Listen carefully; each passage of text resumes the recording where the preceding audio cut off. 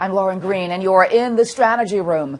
Backed by Iranian-supported Shiite militias, Iraqi forces this week are launching a large-scale offensive to retake Saddam Hussein's hometown from the Islamic State, the first in a series of campaigns to try to reclaim large parts of northern Iraq from ISIS.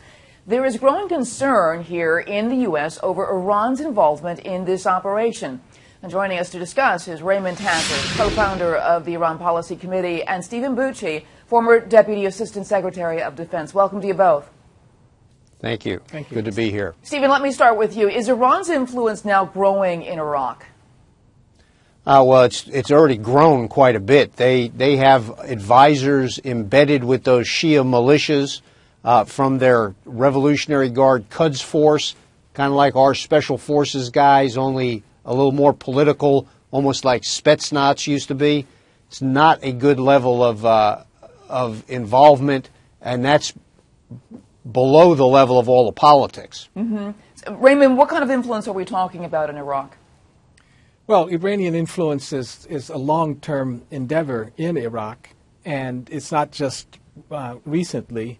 It's been going on for quite some time. So I think, and Stephen is absolutely correct, the special forces, the Quds force, are embedded, and they are helping to direct. Prime Minister Habadi, the new prime minister, wants to change the balance and have some good governance and not have the Sunnis slaughtered in Mosul as they were by the Shiite militias under Prime Minister Maliki.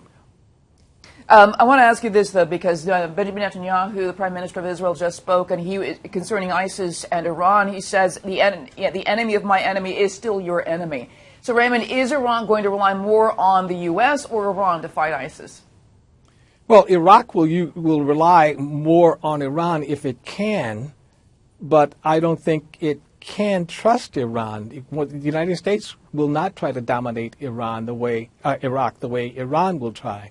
Mm-hmm. That said, I don't see that that there are many choices available for the Iraqi government if the United States doesn't provide the kind of weapon systems directly to the Kurds, mm-hmm. and for the Iraqis air support if they needed them, rather than relying on Iran.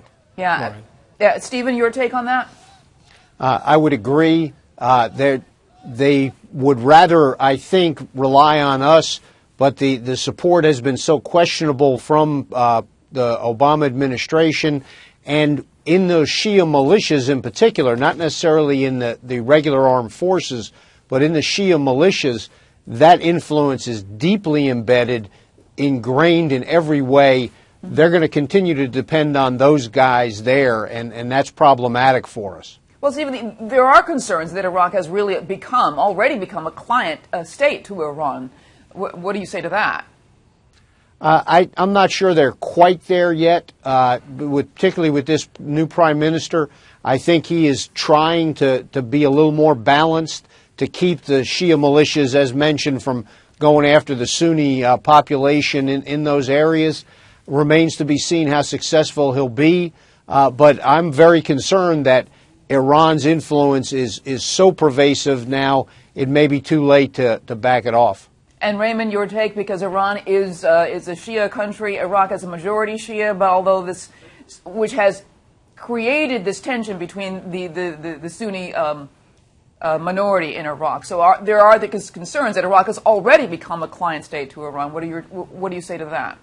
Yeah, I agree with Stephen. It's not a client state yet, but Prime Minister Habadi has to be careful because Maliki is still there. He's one of the vice presidents, and he has a sort of a portfolio to make sure that Iran's bidding is done. The Interior Ministry and the Human Rights Ministry of Iran are dominated by people who are very pro-Shiite militia, and therefore Abadi has to look over his back, and he barely became prime minister, Abadi. So the Kurds are the key to this whole puzzle of keeping Iran at bay. And the Kurdistan Democratic Party has been known to be anti-Iran, and the United States has I think, tried to reach out to the Kurds, but without weakening the central government in Baghdad. This is a puzzle. I don't blame the Obama administration for this. This is a tough nut to crack, Lauren. All right, Steve, but is Is the U.S. doing enough right now to help fight the terrorists? Stephen? To help fight ISIS? No, I don't think they are. I think the response is anemic at best.